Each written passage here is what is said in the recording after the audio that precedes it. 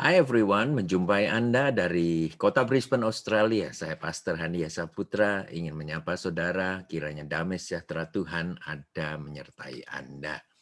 Ya, setiap daripada kita akan mengalami satu hal ini, yaitu kesenyapan Tuhan. Dalam aspek perjalanan kedewasaan rohani kita membutuhkan pengalaman bagaimana menghandle kesenyapan Tuhan ini. When God was silence. Ya, bagaimana mungkin kesenyapan Tuhan bisa membawa dampak positif bagi pikiran dan mental bahkan iman kita. Sedangkan begitu banyaknya anak-anak Tuhan lainnya berkata begini, Tuhan bicara ini, Tuhan bicara itu.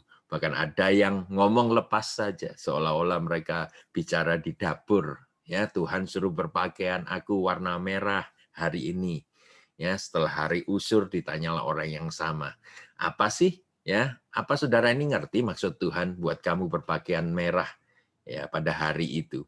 Jawabnya dengan enteng, nggak tahu, tapi aku percaya Tuhan punya maksud ya tertentu. Nah, aneh kan? Ya, di lain pihak saudara dengar begitu banyaknya Tuhan itu bicara seolah-olah dia itu cerewet, seolah-olah dia itu seperti kita manusia kan, ya, seolah-olah dia itu banyak ngomong dan lain sebagainya. Sedangkan kita bisa memilih kita mau taat suaranya atau tidak tanpa ada konsekuensinya apa-apa. Nah, pernahkah Anda merasa bahwa saat ya, ada saatnya Tuhan itu begitu jauhnya, sehingga sukacita Anda pun mulai menipis dan terburu ya hengkang dari kehidupan Anda. Saya harus mengakuinya di hadapan saudara bahwa saya mengalami waktu-waktu senyap di mana Tuhan berdiam diri. Surga itu sunyi senyap.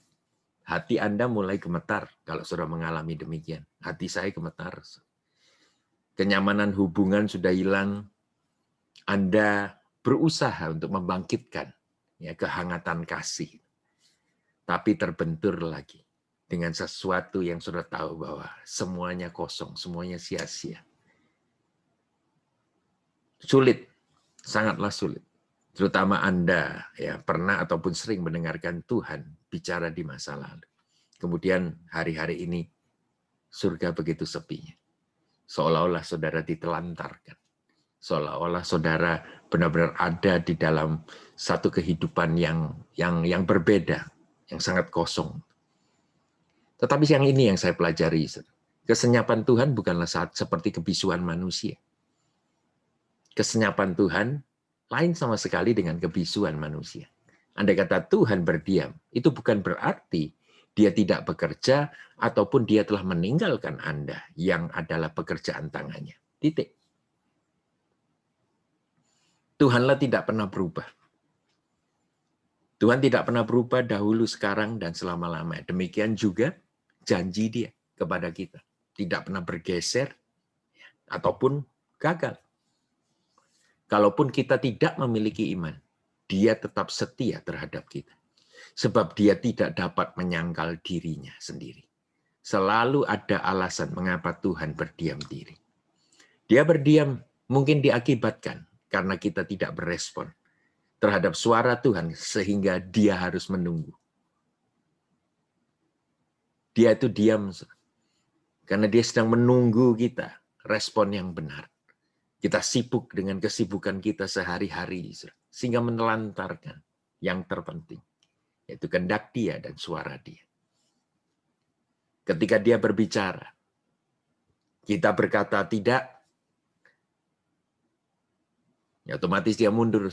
Dia berikan waktu kepada kita untuk melihat resiko dari ketidaktaatan kita. Seseorang mengatakan kepada saya, yang paling menyedihkan kita, yang paling menyusahkan kita adalah ketidaktaatan. Persekusi yang terjadi dalam kehidupan kita bukanlah dari luar, bukanlah orang membenci kita, bukanlah orang memfitnah kita, tetapi dari ketidaktaatan kita kepada suara Tuhan.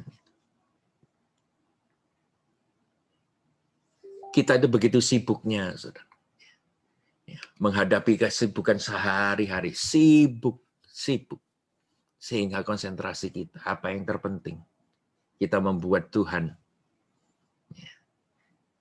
menunggu kita.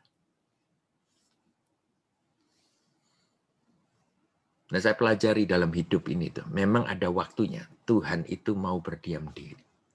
Ada waktu-waktu di mana Tuhan kelihatan begitu jauh, tidak bisa diraih dan tidak berkomunikasi. Tetapi Anda haruslah tahu hari ini, ya, akan kebenaran ini, yaitu Anda dan Tuhan tidaklah terpisahkan. Perpisahan dengan kasih-Nya, dengan janjinya, dengan dirinya adalah kemustahilan dalam Kristus.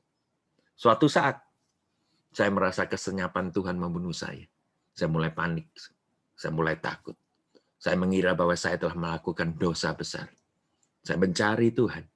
Saya bertobat berkali-kali. Saya mengaku dosa, bahkan sampai doanya. Dosa yang aku tidak ketahui. Dosa yang aku tidak sadari. Saya sudah lakukan apa saja yang saya bisa lakukan. 1 hari berlalu. 2 hari tetap senyap. 3 hari. Saya sudah tidak tahan. Saya minta, Tuhan, tolong aku. Dengan kemurahannya dan kasih-Nya, Dia memperbaiki hubungan kembali. Dan akhirnya saya berani bertanya, what's happening, Lord? What's wrong, Lord? Dia menjawab dengan halus begini. Aku berikan pengalaman bagi engkau, buat mengetahui betapa tidak nyamannya ketika hadiratku tidak ada dalam kehidupan. Tolonglah orang lain yang masih keluar masuk dalam hadiratku, tidak serius dengan aku. Dan saya sadar, saudara, saya diingatkan oleh Tuhan, betapa mengerikannya berada di dunia ini tanpa hadirat dan bimbingan Tuhan. Ini saya harus bagikan, sebagaimana saya bagikan kepada Anda, semua yang melihat dan mendengar video klip. Biarlah Anda segera meminta kemurahan Tuhan untuk merestorasi hubungan Anda kembali dengan Tuhan. Terutama Anda yang dahulunya, ataupun yang bulan lalu saudara dengar suara Tuhan begitu jelasnya. Saudara baca firman, seolah-olah semuanya rema bagi saudara. Tiba-tiba bulan ini benar-benar senyap.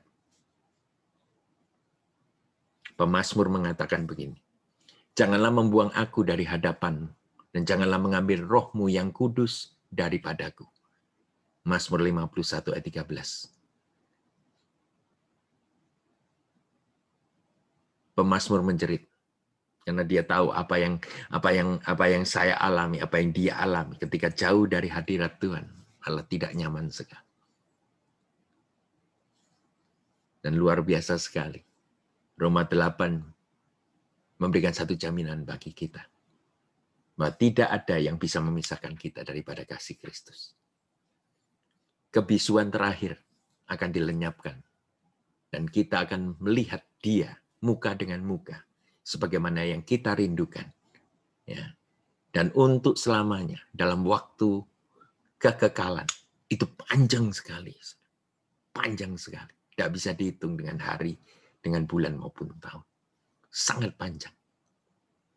Oleh karena itu, saudara yang kasih, kalau saudara sudah begitu intimnya dengan Tuhan pada hari kemarin, baiklah saudara memelihara hubungan itu pada hari ini, sehingga saudara bisa meneruskannya kepada generasi berikutnya pada hari esok. Kalau video klip ini memberkati Anda, baiklah Anda pertama, like. Yang kedua, share kepada teman-teman Anda di wall status Anda. Dan yang ketiga, please subscribe YouTube channel saya. Tuhan memberkati.